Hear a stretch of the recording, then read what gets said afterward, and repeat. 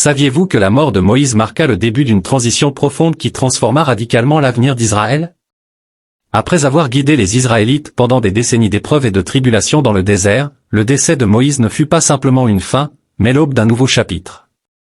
Son départ déclencha une série d'événements remarquables qui allaient définir une nouvelle ère pour le peuple choisi de Dieu. Imaginez l'incertitude ressentie par les Israélites lorsqu'ils perdirent leur leader vénéré, un homme qui parlait directement à Dieu et les guidait à travers d'innombrables défis. Pourtant, ce moment de deuil devint un catalyseur pour des développements extraordinaires, de l'ascension d'un nouveau leader courageux qui les conduirait vers la terre promise, aux victoires miraculeuses démontrant la présence inébranlable de Dieu parmi eux. Chacun de ces événements non seulement renforça leur foi, mais solidifia également leur identité en tant que nation choisie par Dieu. Dans cette vidéo, nous plongerons dans les 5 événements incroyables qui se produisirent après le dernier souffle de Moïse, explorant les leçons profondes et les perspectives que ces moments nous offrent encore aujourd'hui. Restez à l'écoute alors que nous découvrons comment l'héritage de Moïse a façonné le destin d'Israël et fourni des vérités intemporelles pour nos propres vies. Imaginez diriger une nation entière pendant 40 ans, être témoin de miracles tels que l'ouverture de la mer Rouge, et parler face à face avec Dieu, pour finalement voir son lieu de repos caché par Dieu lui-même. C'est l'histoire de Moïse, mais c'est une histoire avec une tournure intrigante. Ce qui s'est passé après la mort de Moïse reste l'un des plus grands mystères de l'histoire biblique. Après des décennies d'errance dans le désert, Moïse atteignit enfin les abords de Point la terre promise, mais à cause d'un seul moment de désobéissance frappé un rocher au lieu de lui parler comme Dieu l'avait ordonné. Moïse fut interdit d'entrer dans la terre qu'il avait tant désirée. Cependant, dans sa miséricorde, Dieu permit à Moïse d'avoir un dernier aperçu de Canaan depuis les hauteurs du mont Nebo. De là, Moïse vit ce qu'il ne pourrait jamais atteindre, et ensuite, l'impensable se produisit. La Bible nous dit que Moïse mourut dans le pays de Moab, mais c'est ce qui se passe ensuite qui ouvre la porte au mystère. Dieu lui-même enterra Moïse dans un endroit secret. Réfléchissez à cela un instant, le Créateur de l'univers prit personnellement en charge l'inhumation d'un homme, et à ce jour, personne ne sait où il repose. Pourquoi Dieu aurait-il pris tant de précautions pour cacher la tombe de Moïse? Était-ce simplement pour empêcher le peuple de transformer son tombeau en un lieu de culte, ou y avait-il un mystère plus profond en jeu? Certains pensent que Dieu a caché le corps de Moïse pour empêcher les Israélites de retomber dans l'idolâtrie, une tentation dans laquelle ils étaient déjà tombés à plusieurs reprises. Moïse était vénéré presque comme un dieu parmi eux, et si sa tombe avait été découverte, elle aurait pu devenir un lieu de pèlerinage détournant l'attention de Dieu. Mais voici où l'intrigue s'épaissit, dans le petit livre souvent négligé de Jude, nous trouvons un indice énigmatique sur un mystère encore plus grand. L'archange Michel dut lutter contre Satan pour le corps de Moïse. Oui, un combat céleste pour la dépouille d'un homme. Mais pourquoi? Qu'est-ce que Satan pouvait bien vouloir faire du corps de Moïse? Y avait-il quelque chose de surnaturel à propos de Moïse que nous ne comprenons pas encore? La Bible ne nous dit pas quel était l'objectif de Satan, nous laissant seulement spéculer. Était-ce une tentative de corrompre l'héritage de Moïse, ou quelque chose de plus sombre encore? Une tentative de profaner le corps de celui qui avait parlé directement avec Dieu et qui s'était tenu en sa sainte présence. Ce qui est clair, c'est que la mort et l'enterrement de Moïse furent uniques dans l'histoire, une tombe cachée, une bataille céleste, et un secret que Dieu a choisi de garder secret, même jusqu'à aujourd'hui. Moïse est décrit comme le prophète que Dieu connaissait face à face, et peut-être que cette sépulture divine était un dernier acte d'intimité entre le Créateur et son serviteur, un moment trop sacré pour les yeux humains. Alors, que s'est-il vraiment passé après la mort de Moïse? Pourquoi Dieu a-t-il choisi de l'enterrer en secret, et que pouvait bien vouloir Satan de son corps? Nous ne connaîtrons peut-être jamais la réponse complète, mais cela nous laisse avec l'un des mystères les plus durables et énigmatiques de la Bible. Qu'en pensez-vous? Pourrait-il y avoir plus à la sépulture de Moïse que ce que nous avons jamais imaginé? Faites-moi part de vos réflexions dans les commentaires. Imaginez une scène se déroulant non pas sur terre, mais dans les royaumes célestes, une bataille féroce entre l'archange Michel et Satan lui-même, livrée pour le corps d'un homme qui n'était pas n'importe qui, mais l'un des plus grands prophètes de l'histoire, Moïse. Ce n'est pas seulement une histoire intrigante, c'est un aperçu de la guerre spirituelle en cours qui nous touche tous.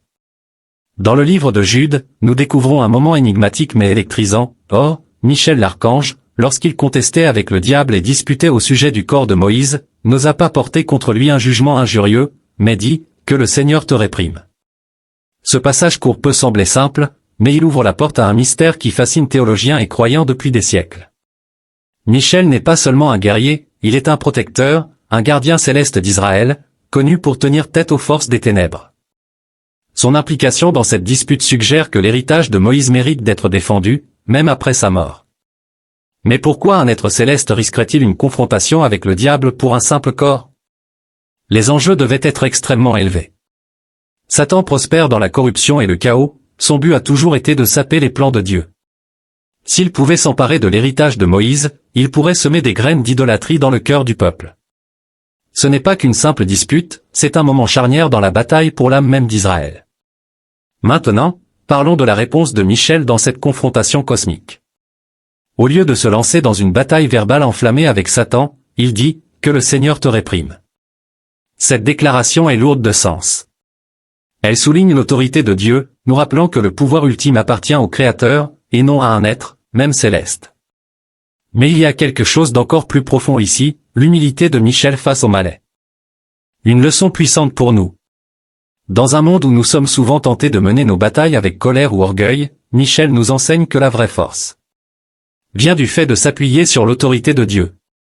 Cette dispute autour du corps de Moïse soulève des questions profondes sur la nature de la guerre spirituelle. Elle suggère que même après la mort, la bataille entre le bien et le mal continue de faire rage. Le domaine spirituel n'est pas simplement un décor en arrière-plan de nos vies, c'est un champ de bataille actif où nos héritages et notre foi sont en jeu. Et n'oublions pas que Dieu a un but divin pour chaque individu. La vie de Moïse a été marquée par la fidélité, et son héritage était destiné à guider les générations futures. Même dans la mort, Dieu s'est assuré que l'histoire de Moïse ne serait pas corrompue. Le mystère de la tombe cachée de Moïse et la dispute céleste concernant son corps soulignent l'importance incroyable de sa vie. Moïse n'était pas seulement un leader, il était une figure centrale dans le plan divin pour l'humanité, et son impact résonne à travers les âges. Alors, que s'est-il réellement passé lors de cette dispute céleste? Pourquoi Michel a-t-il combattu pour le corps de Moïse, et qu'espérait accomplir Satan? Les réponses restent énigmatiques, mais une chose est certaine, l'héritage de Moïse est un trésor qui continue de détenir un pouvoir, même au-delà de la tombe. Quelles sont vos réflexions sur cette bataille cosmique? Pourrait-il y avoir des significations plus profondes tissées dans la trame de cette histoire? Participez à la conversation dans les commentaires ci-dessous et explorons ensemble ces mystères. Après la mort de Moïse, un silence profond s'est abattu sur les Israélites, un silence qui en disait long sur leur chagrin collectif. Pendant 30 jours, ils pleurèrent non seulement un leader, mais un symbole de leur libération et de leur espoir. Deutéronome 34, 8 capture ce moment poignant, les Israélites pleurèrent Moïse dans les plaines de Moab pendant 30 jours. Mais que signifie vraiment ce deuil? Il marque la fin d'une ère, un tournant dans l'histoire d'un peuple qui avait erré pendant 40 ans sous la conduite de Moïse. Moïse était bien plus qu'une simple figure de proue, il était la voix de Dieu, les guidant hors de l'esclavage d'Égypte, recevant les 10 commandements sacrés et les conduisant à travers le désert périlleux. Sa mort n'était pas simplement la perte d'un leader, c'était la perte de leur ancre, de leur guide spirituel. Avec son départ, un vide immense s'est formé, projetant une incertitude sur l'avenir des Israélites. Durant ces 30 jours de deuil, les Israélites demanda, sa voix empreinte d'humilité et de révérence. La rencontre entre Josué et ce mystérieux commandant divin était bien plus qu'une simple apparition, c'était un moment de révélation et de renouveau. Ce n'était pas seulement un guerrier céleste qui se tenait devant lui, mais une manifestation de la puissance et de la direction divine. Cette rencontre marquait un tournant décisif pour le peuple d'Israël, affirmant que, même après la mort de Moïse, la présence de Dieu restait parmi eux, les guidant à travers leurs nouvelles épreuves et batailles.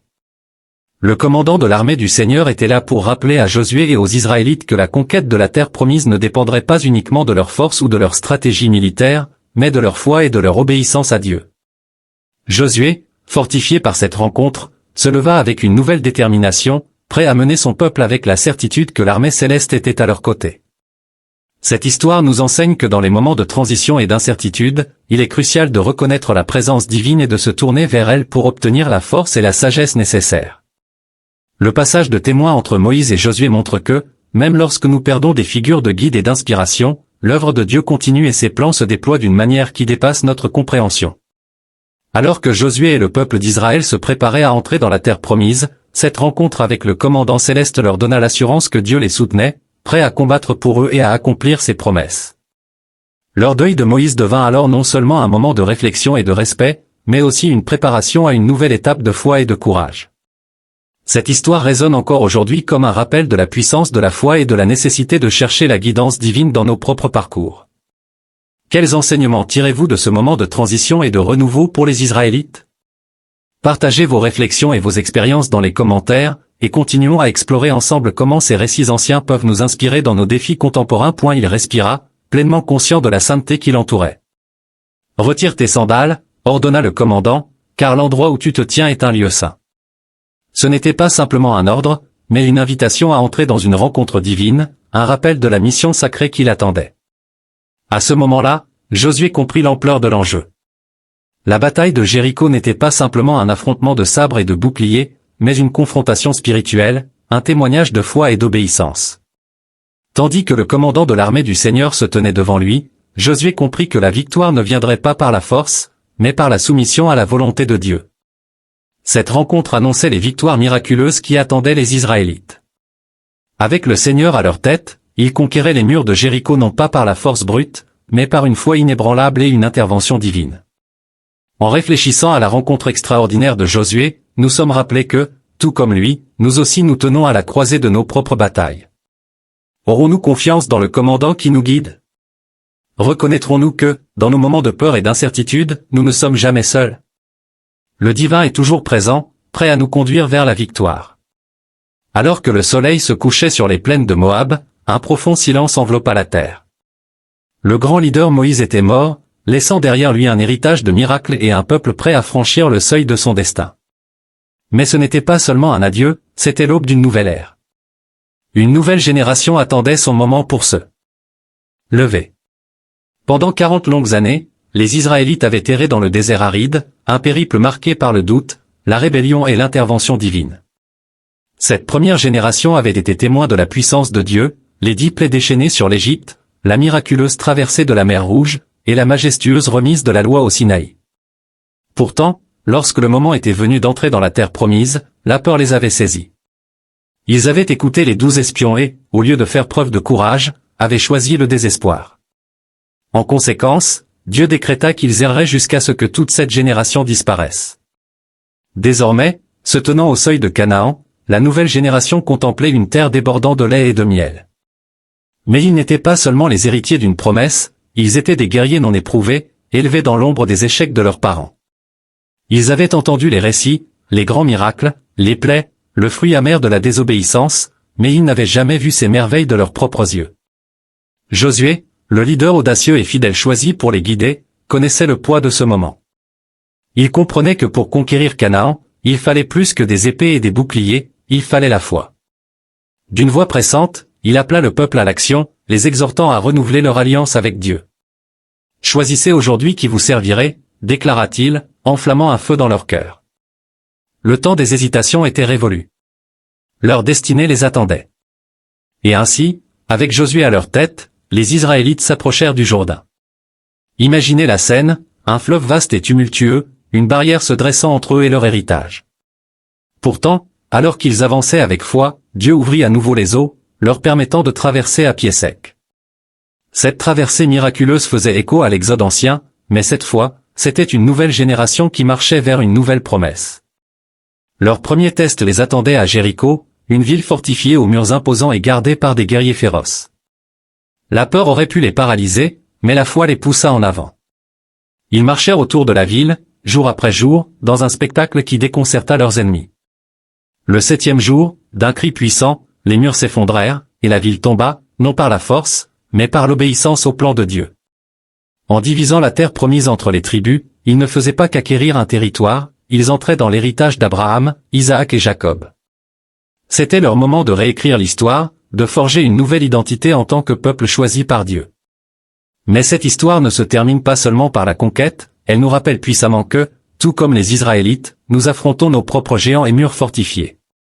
Pourtant, l'appel demeure de choisir la foi plutôt que la peur, de transmettre un héritage de croyance à la prochaine génération, et de faire confiance aux promesses de Dieu malgré nos erreurs passées.